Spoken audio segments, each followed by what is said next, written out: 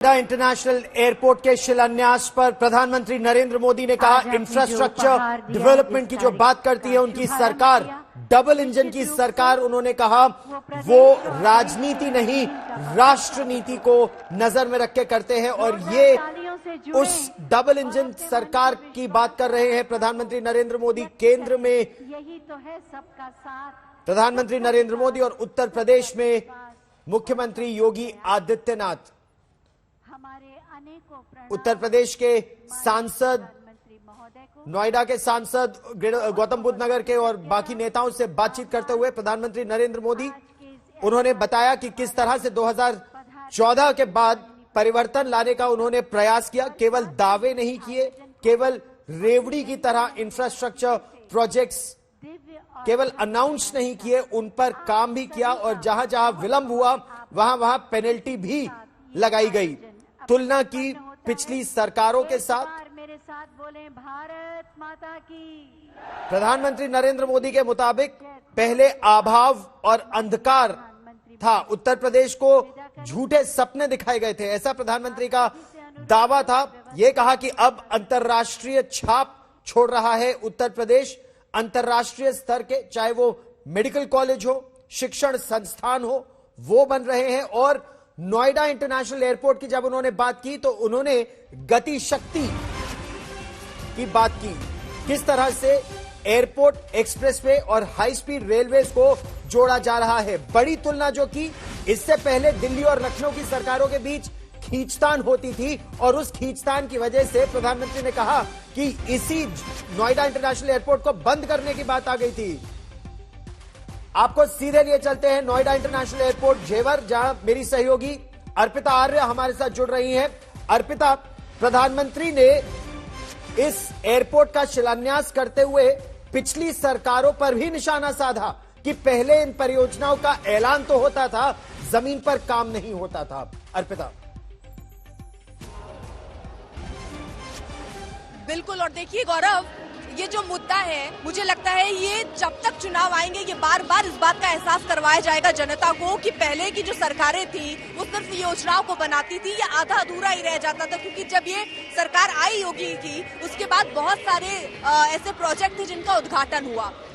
उस समय समाजवादी पार्टी के नेता अखिलेश यादव, जो कि पूर्व मुख्यमंत्री थे, वो सामने आते और कहते ये सारी तो योजना हमारी थी। लेकिन यहाँ पर ये सरकार ये मैसेज देना चाहती है कि हम सिर्फ शिलान्यास नहीं करते, हम उद्घाटन भी करते हैं। आज जो ये शिलान्यास का कार्यक्रम हुआ है, आपको बता दें 2024 में लक्ष्य रखा गया, 36 महीने टोटल लक्ष्य। जब ये प्रोजेक्ट पूरा कर दिया जाएगा 2024 में सितंबर अक्टूबर का वो वक्त होगा जब ये तय किया गया है कि उस वक्त पहली उड़ान यहाँ से उड़ सकेगी, रनवे तैयार हो जाएंगे और धीरे धीरे रनवे और तैयार होते चले जाएंगे। तो ये डेडलाइन भी यहाँ पर बता के गए हैं प्रधानमंत्री नरेंद्र मोदी, योगी आदित्यनाथ। इस बात का जिक्र बीजेपी लगातार करती है कि कोई प्रोजेक्ट अगर शुरू हो रही है तो वो प्रोजेक्ट हम पूरा भी करें। इसी लक्ष्य के साथ बीजेपी आगे बढ़ती है और ये बात जो है, मुझे लगता है कि ये हर बार जहां अगले प्रोजेक्ट के लिए पहुंचेंगे, जहां उद्घाटन में शिलान्यास होगा, तो वहां पर भी ये बात बहुत प्रमुखता के साथ गौरव बताई जाएगी कि हमारी वो सरकार है जो शिलान्यास भी करती है, उद्घाटन भी करती है। अब भले कोई भी आए, इसका क्रेडिट लेने। अच्छा, और यही तुलना इससे पहले नागरिक उड्डयन मंत्री ज्योतिरादित्य सिंधिया ने भी की। ज्योतिरादित्य सिंधिया ने भी लगातार ये जिक्र किया कि अगर स्वतंत्रता से बाद की बात की जाए तो पहले देश भर में 74 एयरपोर्ट थे और 2014 के बाद 62 एयरपोर्ट आए। कुल मिलाकर अब देश में 136 एयरपोर्ट हैं और उत्तर प्रदेश की भी यही तुलना की।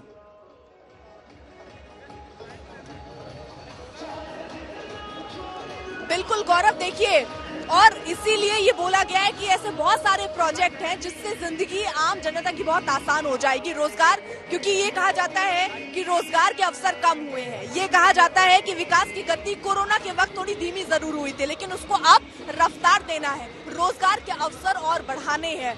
आज जब ये जेवर एयरपोर्ट बनकर तैयार हो जाएगा, आज जब उसका शिलान्यास हुआ है, इसी के साथ साथ आप ये मानिए 1 लाख लोग तकरीबन ऐसे जिनको रोजगार मिलेगा। तो इस दिशा में अब सरकार आगे बढ़ रही है और इन उपलब्धियों को गिनाती हुई सरकार भी नजर आ रही है। गौरव, आप इस बड़ी खबर पर नजर बनाए रखिए। सरकार यह कह रही है कि ये दुनिया का चौथा सबसे बड़ा एयरपोर्ट होगा, एशिया का सबसे बड़ा एयरपोर्ट होगा नोएडा इंटरनेशनल एयरपोर्ट जेवर। जब पूरा बनकर तैयार होगा ये पूरी परियोजना तो दिल्ली से भी बड़ा, और इसका असर कितने जिलों में होगा, ये इस बड़ी खबर पर रहेगी नजर। और जेवर में नोएडा इंटरनेशनल एयरपोर्ट को लेकर राजनीति भी अब तेज होती जा रही है। अखिलेश यादव पहले ही इसे समाजवादी पार्टी सरकार का प्रोजेक्ट बता चुके हैं, तो मायावती ने भी एक प्रेस कॉन्फ्रेंस कर यही दावा ठोका। देखिए किसके दावे में कितना है दम।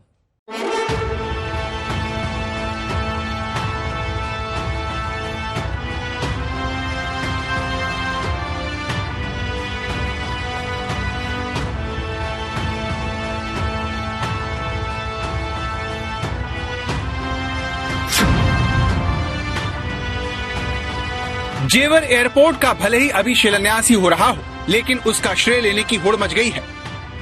पूर्वांचल एक्सप्रेसवे को समाजवादी पार्टी सरकार का प्रोजेक्ट बताने के बाद अखिलेश ने जेवर एयरपोर्ट का क्रेडिट लेते हुए कहा कि उनकी सरकार ने जेवर एयरपोर्ट पर काम शुरू किया था। अखिलेश के इस दावे पर योगी आदित्यनाथ की तरफ से कड़ी प्रतिक्रिया आई और उन्होंने अखिलेश को अक्ल से पैदल तक करार दे दिया। इस एयरपोर्ट के शिलान्यास और शुभारंभ कार्यक्रम की याद आप सबको रहे, क्योंकि नहीं तो उत्तर प्रदेश में अब एक समस्या ये भी आई है कि अकल से पैदल कुछ लोग ऐसे हो चुके हैं जो लोग किसी भी प्रोजेक्ट के साथ जब लोकार्पण की बात आती है तो कहते साहब हमने भी सोचा था इसको करने के लिए। तो मुझे लगता है कि उनकी सोच को बताने की आवश्यकता है कि कब शिलान्यास हुआ है और कब कार्य हुए हैं, कार्य की प्रोग्रेस क्या थी और कार्य के प्रोजेक्ट को समयबद्ध ढंग से आगे बढ़ा करके कब सरकार ने इसे पूरा किया है।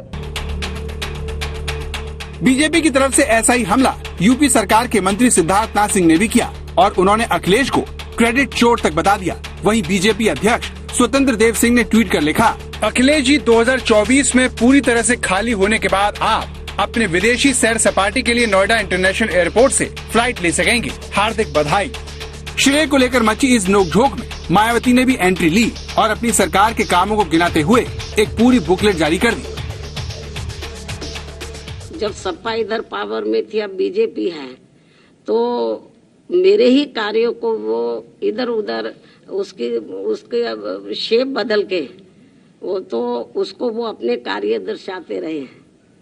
जबकि जो मैंने कार्य किए हैं तो मेरे ख्याल आज तक आजादी के बाद लंबे अरसे तक इधर कांग्रेस पार्टी पावर में रही, उसने भी नहीं किए, अन्य किसी पार्टी ने भी इतने कार्य नहीं किए हैं।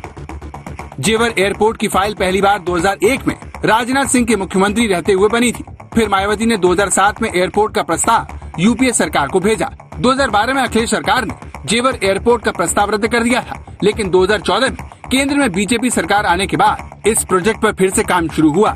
मोदी सरकार ने तत्कालीन अखिलेश सरकार को एयरपोर्ट के लिए डीपीआर बनाने को कहा। इस बीच एयरपोर्ट के जेवर से आगरा तो कभी हरियाणा शिफ्ट करने की भी बात चली, लेकिन आखिरकार 2017 में योगी सरकार आने के बाद जेवर एयरपोर्ट पर काम फिर से शुरू हुआ और अब शिलान्यास तक पहुंचा है। जेवर एयरपोर्ट को लेकर बीजेपी पर नया आरोप किसानों को मुआवजा न देने के आधार पर लगाया जा रहा है। कांग्रेस महासचिव प्रियंका गांधी ने इसी सिलसिले में ट्वीट किया और लिखा, प्रधानमंत्री जी, किसानों के प्रति अगर आपकी नीयत सचमुच साफ है तो अपने चुनावी अरमानों को पूरा करने के लिए उन्हें बेघर मत छोड़िए। इस बारे में जब आज तक ने जेवर के विधायक से बातचीत की तो उन्होंने कहा, अब ऐसे प्रकरण शेष रह गए जो विवादित हैं या कानूनी दृष्टि से जिनको दिक्कत आ रही है। इसलिए हो सकता है कि राजनीतिक पार्टियों ने इस जेवर क्षेत्र के विकास को रोकने के लिए इस तरीके के प्रलाप शुरू किए हों। जेवर में बनने वाले इंटरनेशनल एयरपोर्ट का शिलान्यास भले ही 2021 में हो रहा हो, लेकिन इसके उद्घाटन में बतौर मुख्यमंत्री कौन मौजूद होगा उसका फैसला अगले साल होने वाले विधानसभा चुनाव करेगी, जिसमें हर दल इसे अपनी उपलब्धि के तौर पर पेश करेगा। लेकिन सवाल यह है कि जनता किसके दावे पर अपनी मोहर लगाएगी। अभिषेक आनंद, जेवर, आज तक।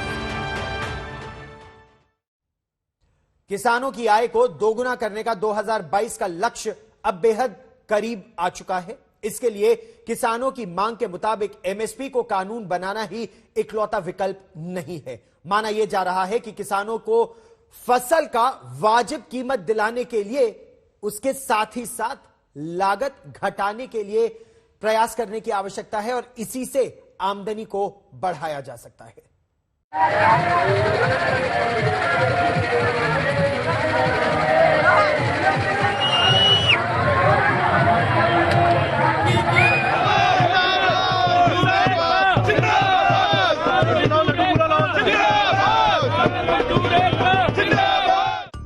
कृषि कानून तो वापस हो गए हैं, लेकिन किसानों की घर वापसी अभी तक नहीं हुई है।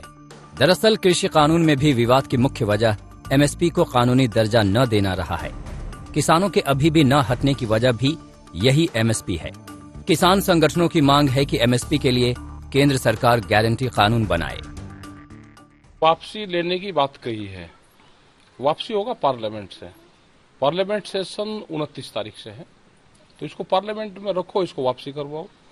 एमएसपी पे गारंटी कानून, वो भी एक डिमांड हमारी है और उससे पूरे देश के किसानों को फायदा उससे होगा। एमएसपी को लेकर किसानों के साथ साथ आम जनता क्या सोचती है, इसी पर एक दिलचस्प सर्वे सामने आया है।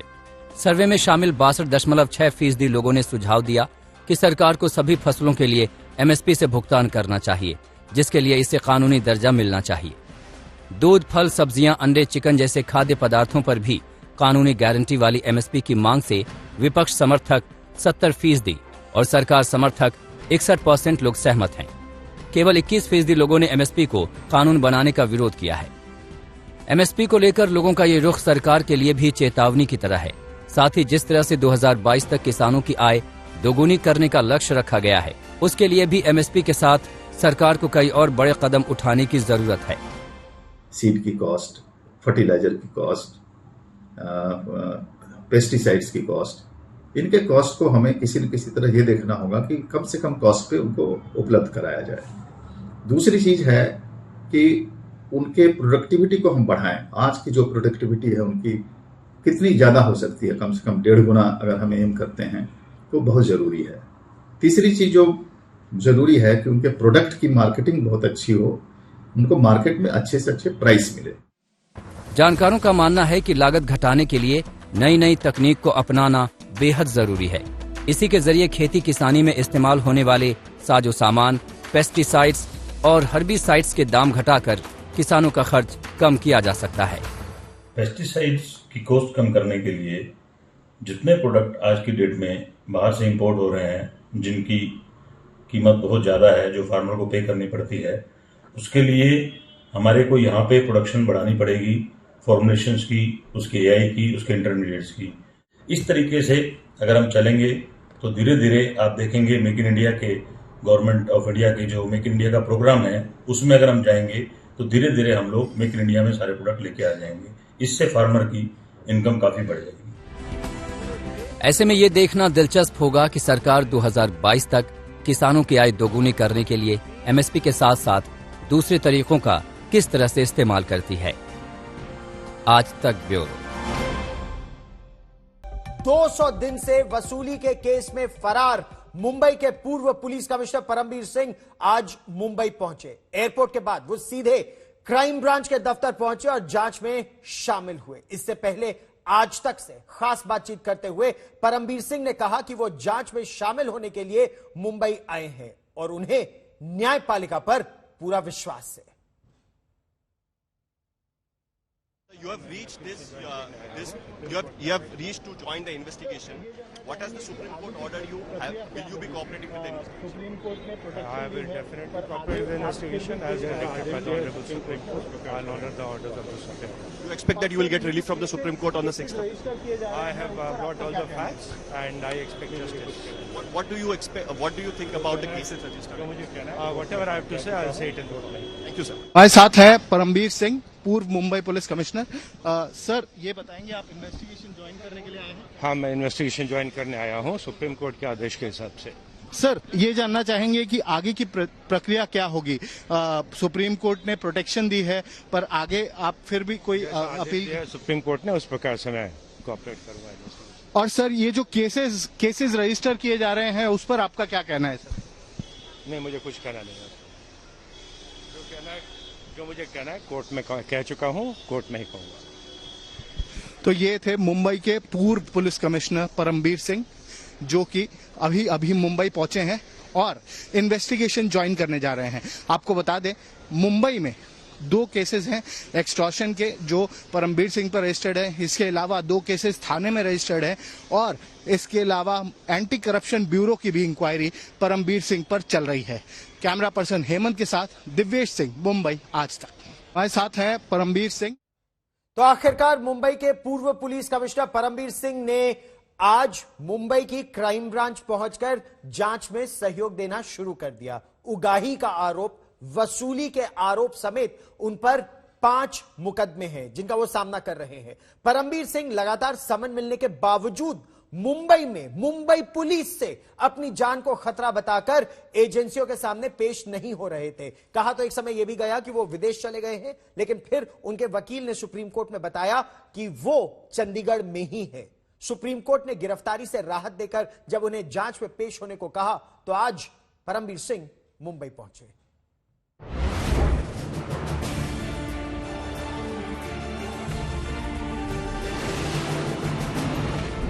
जिस पुलिस अफसर का 4 महीने से कोई सुराग नहीं था, जिस पुलिस अफसर को कोर्ट समन पर समन भेज रहा था, जिस पुलिस अफसर को मुंबई की एक अदालत ने फरार घोषित कर दिया था, आखिरकार आज वो अपने खिलाफ चल रही जांच में पेशी के लिए नाटकीय रूप से हाजिर हो गए और सबसे पहले आज तक ने उन्हें अपने कैमरे में कैद कर लिया। हमारे साथ हैं परमबीर सिंह, पूर्व मुंबई पुलिस कमिश्नर। सर, ये बताएंगे आप इन्वेस्टिगेशन ज्वाइन करने के लिए आए हैं? हाँ, मैं इन्वेस्टिगेशन ज्वाइन करने आया हूँ सुप्रीम कोर्ट के आदेश के हिसाब से। सर, ये जानना चाहेंगे कि आगे की प्रक्रिया क्या होगी? सुप्रीम कोर्ट ने प्रोटेक्शन दी है, पर आगे आप फिर भी कोई अपील? सुप्रीम कोर्ट ने, उस प्रकार से मैं कोऑपरेट करूंगा। और सर, ये जो केसेस रजिस्टर किए जा रहे हैं, उस पर आपका क्या कहना है? सर, नहीं, मुझे कुछ कहना नहीं है। जो मुझे कहना है कोर्ट में कह चुका हूँ, कोर्ट में ही कहूँगा। मुंबई के पूर्व पुलिस कमिश्नर परमबीर सिंह का 4 मई से कोई अता पता नहीं था। 2 बार उन्होंने छुट्टियां भी बढ़ाई थी, लेकिन छुट्टियां खत्म होने के बावजूद वो न ड्यूटी पर लौटे और न ही उन्होंने अपने ठिकाने को लेकर किसी को कोई जानकारी दी थी। जबरन वसूली समेत 5 केस का सामना कर रहे परमबीर सिंह ने अपने वकील के जरिए सुप्रीम कोर्ट में कहा था कि उनकी जान को खतरा है, इसलिए वो जांच में पेश नहीं हो रहे हैं। परमबीर की गुहार के बाद सुप्रीम कोर्ट ने गिरफ्तारी से राहत देते हुए मुंबई के पूर्व पुलिस कमिश्नर को जांच में हाजिर होने का आदेश दिया था। इनमें से 2 केसेस में उनके खिलाफ नॉन बालेबल वारंट है। एक केस में परमबीर सिंह को प्रोक्लेम्ड ऑफेंडर यानी फरार घोषित किया जा चुका है। अब ऐसे में परमबीर सिंह के सामने सुप्रीम कोर्ट का दरवाजा खटखटाने के अलावा और कोई रास्ता नहीं था। लेकिन देखिए, महाराष्ट्र सरकार को पता था कि वो पिटीशन हो रहा है, लेकिन महाराष्ट्र सरकार में आमतौर पर कैविएट फाइल किया जाता है ताकि अगर कोई भी फैसला सरकार कोर्ट को सुनाना है तो कम से कम दूसरी तरफ से यानी सरकार की तरफ से वो अपनी बात सुन ले, इसके लिए कोशिश की जाती है, लेकिन वो नहीं हो पाया। महाराष्ट्र सरकार ने कोई कैविएट दर्ज नहीं किया। उसके बावजूद सुप्रीम कोर्ट में सुनवाई हुई और सुप्रीम कोर्ट के सुनवाई के वक्त उन्होंने वही दलील पेश की जो उन्होंने बॉम्बे हाईकोर्ट पे पेश की थी कि महाराष्ट्र के director general of police Sanjay Pandey ने उन्हें फोन करके कहा था कि आप अपना खत वापस लीजिए, अगर नहीं लेंगे तो आपके खिलाफ मामले दर्ज होंगे और सरकार के खिलाफ आप लड़ नहीं सकते। यही बात उन्होंने सुप्रीम कोर्ट के सामने रखी। सुप्रीम कोर्ट ने उन्हें 6 दिसंबर तक किसी भी गिरफ्तारी से पर रोक लगाई, लेकिन उसके साथ साथ उनको कहा कि आपको इन्वेस्टिगेशन ज्वाइन करना पड़ेगा, आपको पूछताछ के लिए सामने जाना पड़ेगा।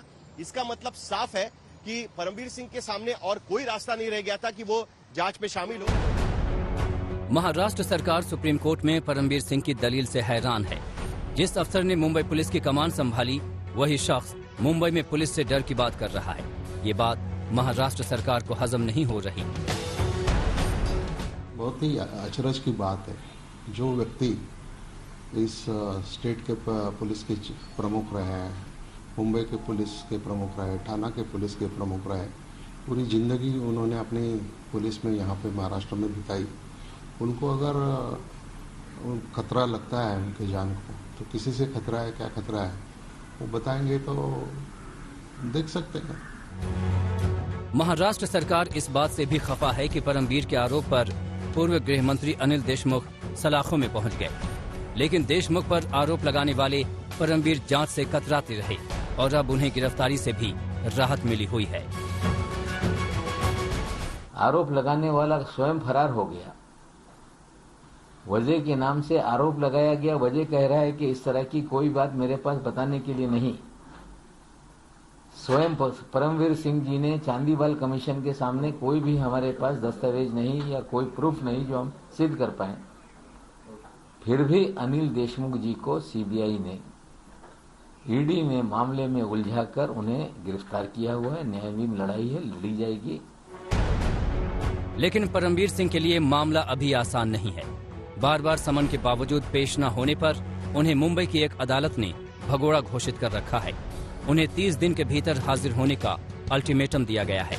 अगर वो समय पर पेश नहीं हुए तो उनकी संपत्ति जब्त करने की प्रक्रिया शुरू की जा सकती है। जुहू स्थित उनके फ्लैट के बाहर कोर्ट का आदेश चिपकाया गया है। वक्त भी वो मुंबई के मैजिस्ट्रेट कोर्ट की तरफ से प्रोक्लेम्ड ऑफेंडर है, तो जाहिर सी बात है प्रोक्लेम्ड ऑफेंडर तब होते हैं कि जब लगातार बुलाने के बावजूद भी आप जांच में शामिल नहीं होते हो और आप अगर आरोपी है, आपके खिलाफ अगर एफआईआर है और बुलाने के बावजूद आप नहीं आते हो तो आपके खिलाफ प्रोक्लेम्ड ऑफेंडर का नोटिस निकलता है। तो ऐसे में अब जिस केस में उनके खिलाफ प्रोक्लेम्ड ऑफेंडर का नोटिस निकला है उस केस में वो यहां पर जांच में शामिल हुए हैं।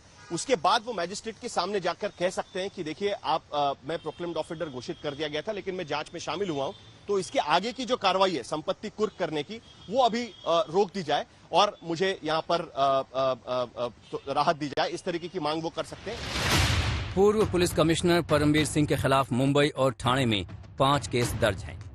22 जुलाई को मुंबई के मरीन ड्राइव पुलिस स्टेशन ने परमवीर सिंह समेत 5 पुलिसकर्मियों और 2 अन्य लोगों के खिलाफ एक बिल्डर से कथित तौर पर 15 करोड़ रुपए मांगने का केस दर्ज किया था। आरोप के मुताबिक परमवीर समेत अन्य पुलिसकर्मियों ने शिकायतकर्ता के होटल और बार के खिलाफ कार्रवाई का डर दिखाकर 11,92,000 रुपए की उगाही की थी। इस मामले की जांच क्राइम ब्रांच कर रही है और उनके खिलाफ गैर जमानती वारंट जारी किया गया था। परमवीर सिंह अब जांच में शामिल हो चुके हैं। अब सारी निगाहें इस जांच पर टिक गई हैं। पूर्व गृह मंत्री अनिल देशमुख पर 100 करोड़ का वसूली रैकेट चलाने का आरोप लगाने वाले परमवीर क्या जांच एजेंसी के सामने कोई और विस्फोटक खुलासा करेंगे? दिव्येश सिंह और सौरभ वक्तानिया के साथ साहिल जोशी, मुंबई आज तक। वरिष्ठ आईपीएस अधिकारी पूर्व मुंबई पुलिस कमिश्नर परमवीर सिंह शिकार हैं या शिकारी? परमवीर सिंह के मामले ने मुंबई पुलिस और महाराष्ट्र सरकार के भीतर चल रहे ऐसे तंत्र को उजागर कर दिया जिसने सबको हैरान कर दिया।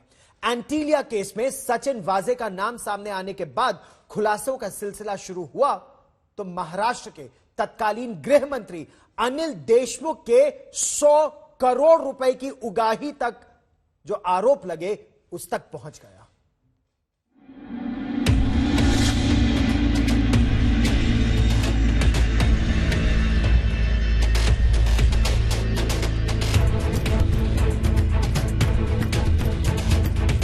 ये हैं परमवीर सिंह, मुंबई के चर्चित पूर्व police commissioner. Actor Sushant Singh Rajput की संदिग्ध मौत का मुद्दा जब गर्म था तो तब परमवीर की गिनती उद्धव सरकार के करीबी अफसरों में होती थी। आरोप लगा था कि परमवीर की पुलिस टीम ने सुशांत सिंह की मौत मिस्ट्री की ईमानदारी से जांच नहीं की। लेकिन इस साल मार्च में एंटीलिया केस से सारे समीकरण बदल गए। उद्योगपति मुकेश अंबानी के घर के बाहर से विस्फोटक रखने के मामले में इस केस के जांच अधिकारी सचिन वाजे का नाम आने के बाद मुंबई पुलिस कमिश्नर पद से परमवीर सिंह को हटाकर डीजी होमगार्ड बना दिया गया था। इसके बाद परमवीर सिंह ने मुख्यमंत्री उद्धव ठाकरे को खत लिखकर तत्कालीन गृह मंत्री अनिल देशमुख पर 100 करोड़ का वसूली रैकेट चलाने का आरोप लगाया था। परमवीर सिंह ने बॉम्बे हाईकोर्ट में देशमुख के खिलाफ पीआईएल भी दायर की थी। कोर्ट के आदेश पर जांच करके सीबीआई ने देशमुख के खिलाफ केस दर्ज किया। देशमुख के गृह मंत्री की गद्दी चली गई। सीबीआई के बाद ईडी ने मनी लॉन्ड्रिंग का केस दर्ज कर जांच शुरू कर दी और देशमुख गिरफ्तार हो गए। इस समय वो जेल में हैं। ये परमवीर सिंह पुलिस क्या सेटिंग है समझ में नहीं आ रहा है। शरद पवार उद्धव ठाकरे क्या क्या सेटिंग और सेटलमेंट करते हैं, क्योंकि एक और परमवीर सिंह के ऊपर 17 केसेस लगा दिए। साथ में उसके संबंध में कैविएट फाइल ही नहीं किया। जो जो वसूली हुई है भाई, वसूली पुलिस के द्वारा हुई होगी, लेकिन लाभार्थी और इंस्ट्रक्शन तो शरद पवार और उद्धव ठाकरे के ज्ञान के बगैर तो कुछ हो ही नहीं सकता। 5 मामले उन पे दर्ज हुए। एक मामला गोरेगांव में उगाई का, दूसरा मरीन ड्राइव पुलिस स्टेशन में उगाई का, कोपरी में थाने नगर पुलिस स्टेशन, बाजारपेट पुलिस स्टेशन, 4 उगाही के मामले उन पे दर्ज हुए हैं। एक अपने जूनियर को प्रताड़ित करने का मामला दर्ज हुआ है। और ये सारे मामले होने के बावजूद वो देश में कहीं छुपे हुए थे, वो उन्हें ही पता है। पिछले 4 महीनों से सत्ता के गलियारों में ये सवाल गूंज रहा है कि मुंबई के पूर्व पुलिस कमिश्नर परमबीर सिंह कहां हैं। लेकिन आज तक ने आपको सबसे पहले बताया कि परमबीर सिंह चंडीगढ़ में हैं। परमबीर सिंह ने कल आज तक को बताया था कि मैं इस समय चंडीगढ़ में हूं और जल्द ही मुंबई जाकर अपने खिलाफ चल रही जांच में शामिल होऊंगा। और वादे के मुताबिक जांच में शामिल होने आज वो मुंबई पहुंच गए। केसेस रजिस्टर किए जा रहे हैं, उस पर आपका क्या कहना है सर? नहीं, मुझे कुछ कहना नहीं है। जो मुझे कहना है कोर्ट में कह चुका हूं, कोर्ट में ही कहूंगा। परमबीर सामने आ चुके हैं, लेकिन कल तक परमबीर को लेकर सियासी घमासान तेज था। बीजेपी और महाराष्ट्र विकास अघाड़ी एक दूसरे पर परमबीर सिंह को विदेश भगाने का आरोप लगा रहे थे। उद्धव ठाकरे सरकार ने परमबीर सिंह को एंटेलिया केस के बाद पुलिस कमिश्नर पद से हटाकर डीजी बना दिया था, पर उन्होंने नए पद पर ड्यूटी ज्वाइन ही नहीं की। केंद्र सरकार के इशारे पे परमबीर सिंह ने इस तरह के आरोप लगाए थे महाराष्ट्र सरकार को बदनाम करने के लिए, क्योंकि उसका रीजन भी एक प्रामाणिक है कि जिस दिन अनिल देशमुख को कोर्ट में हाजिर किया गया तो परमबीर सिंह के वकील ने कहा कि हमारे पास ऐसा कोई पुरावा नहीं कि जो 100 करोड़ रुपए देने की बात हुई है। तो इसका मतलब है कि परमबीर सिंह को दिल्ली में बैठी हुई सरकार के इशारे पे परमबीर सिंह ने ये सब चीजें महाराष्ट्र में की थी। आज जो संजय पांडे के बारे में भी उनका आरोप है, तो जो आरोप है, जो भी वास्तविकता है, उन्हें कोर्ट में हाजिर होकर ये बात को रखना चाहिए। परमबीर सिंह के वकील के मुताबिक कहा गया कि उनके ऊपर अनिल देशमुख के खिलाफ केस वापस लेने का दबाव है और ऐसा नहीं करने पर उन पर और केस दर्ज करने की धमकी दी जा रही है। वकील के मुताबिक महाराष्ट्र पुलिस से परमबीर सिंह को न्याय नहीं मिलेगा, इसलिए उनके खिलाफ दर्ज वसूली मामलों की जांच भी सीबीआई से करवाई जाए। कमिश्नर पुलिस के जो होम मिनिस्टर के खिलाफ एलिगेशन लगाते हैं और सुप्रीम कोर्ट खुद कहती है कि ऐसे जब 2 बड़े लोग इन्वॉल्व हैं तो मैटर सीबीआई के पास जाना चाहिए। और जैसे ही इन्होंने सीबीआई को लेटर लिखी है कि the then commissioner police has told him to withdraw his letter, तो उनके बाद एक एक करके पर्चे दर्ज होने शुरू हुए, और वो भी उन लोगों की तरफ से जिनके खिलाफ as a senior as superior ये एक्शन ले चुके हैं, या कोई एक्सटॉर्शनिस्ट हैं, कोई बुकीज हैं। अब वो 5-5 साल के इंसिडेंट्स को बता के एफआईआर रजिस्टर हो रही हैं। और अगर ऐसे एक पुलिस ऑफिसर के खिलाफ जिन्होंने कुछ एक्शन लिया हो, उनके खिलाफ अगर ऐसे एफआईआर रजिस्टर होनी शुरू हो जाए, specially through criminals, then what will be the morale of the police then? Parambir की याचिका पर महाराष्ट्र सरकार और सीबीआई को 6 दिसंबर को अपना जवाब देना है। इससे पहले कोर्ट ने उन्हें मुंबई जाकर जांच में सहयोग देने को कहा और इसके बाद परमबीर के सामने पेशी के अलावा कोई विकल्प नहीं रह गया। दिवेश सिंह के साथ साहिल जोशी, मुंबई आज तक। क्रिप्टो करेंसी पर बैन की खबरों ने इनमें लगे भारतीयों के लगभग 70,000 करोड़ रुपए को संकट में डाल दिया है। इस बीच दावा यह किया जा रहा है कि सरकार बैन करने के बजाय क्रिप्टो करेंसी को रेगुलेट करने का कानून ला सकती है। इनके साथ जुड़े खतरों को दूर करने के बाद ही क्रिप्टो करेंसी को सेबी के तहत ऑपरेट करने की मंजूरी मिल सकेगी।